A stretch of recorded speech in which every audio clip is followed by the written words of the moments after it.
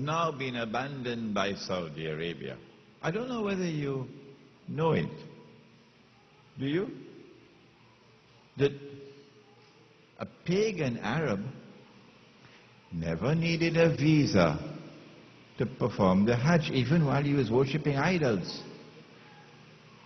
Even while he was worshipping idols, a pagan Arab could go to the house of Allah and perform the Hajj. No one could stop him.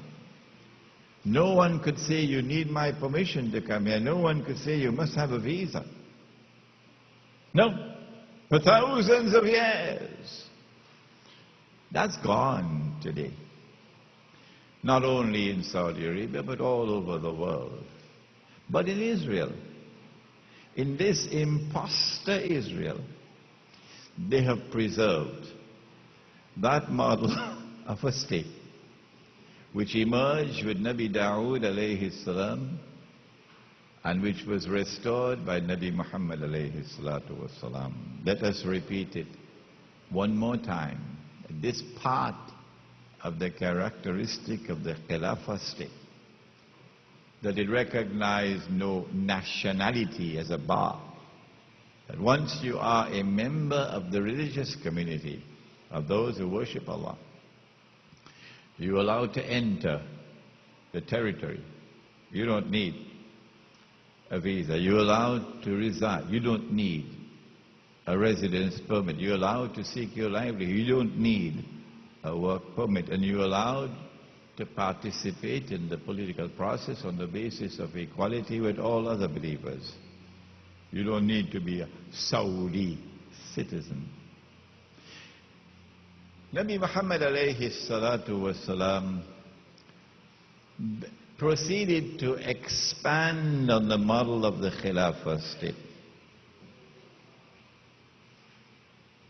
in that he sent letters out to all the neighboring states, inviting them to either become Muslim or to enter into treaty relations with us of mutual peace and non-aggression.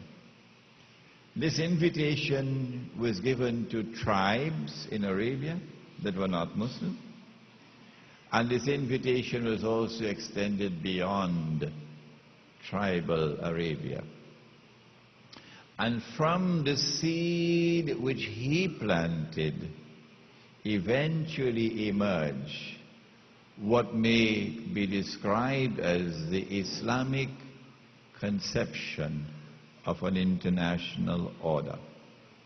So the Khilafah state is now being expanded to embrace a conception of an international order. This part where Muslims reside, which recognizes Allah's sovereignty, which recognizes Allah's supreme authority, which enforces Allah's law as the supreme law, is called, I'm going to use the term for the first time now, it's called Darul Islam. Darul Islam. Dar means house. Dar means abode. But we may want to call it the Muslim world. No problem with that. Darul Islam now reaches out to the rest of the world to establish with the rest of the world relations based on mutual peace and non-aggression.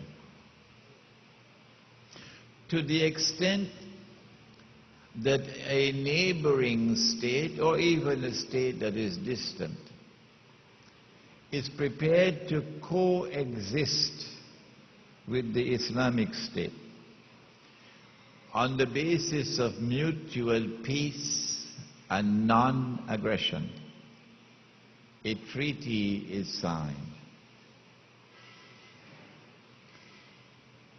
When we have exhausted all the rest of the world And we have signed such treaties of peace and non-aggression with all the rest of the world.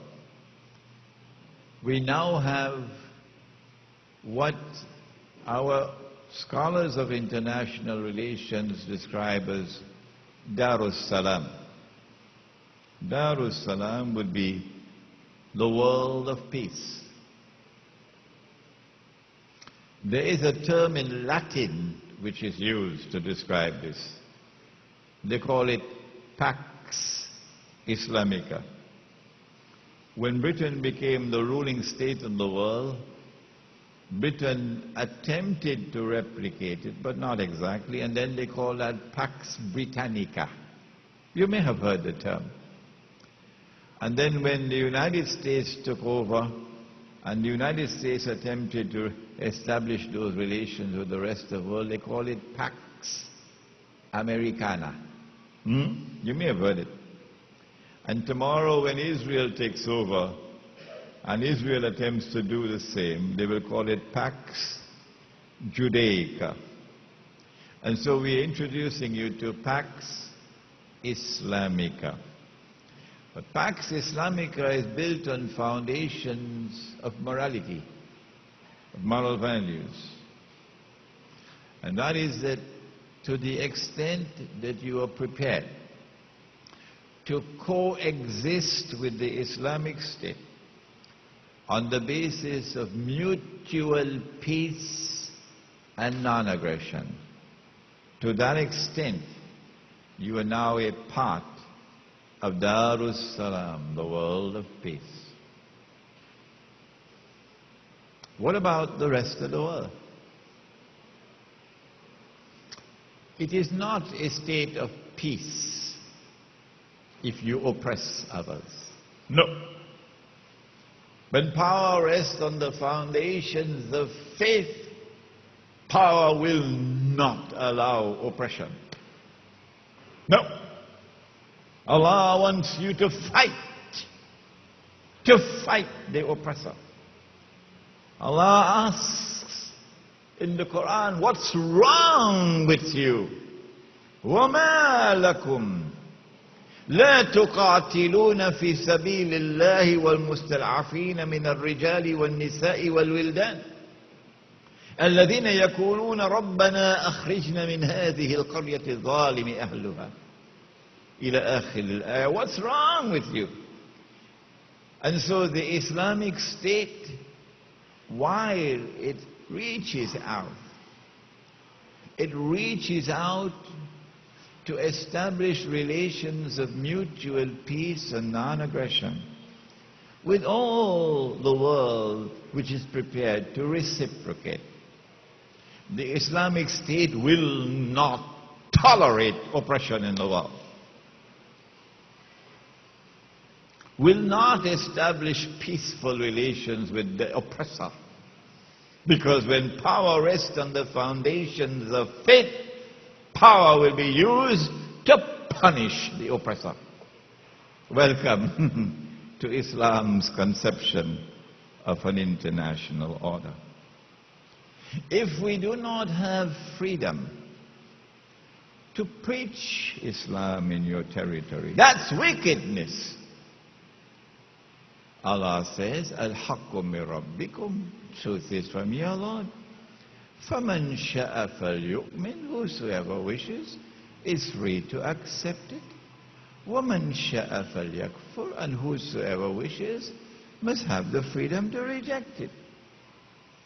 And when you reject the truth, we're not coming after you with a sword. No. لَكُمْ دِينُكُمْ وَلِيَ دِينِ. We respect your choice. Yes.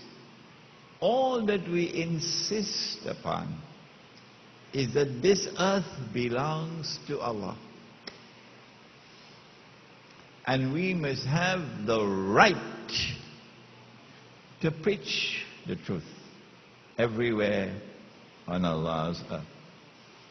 If you deny us that right to preach the truth, we cannot consider you to be a part of Darus Salam.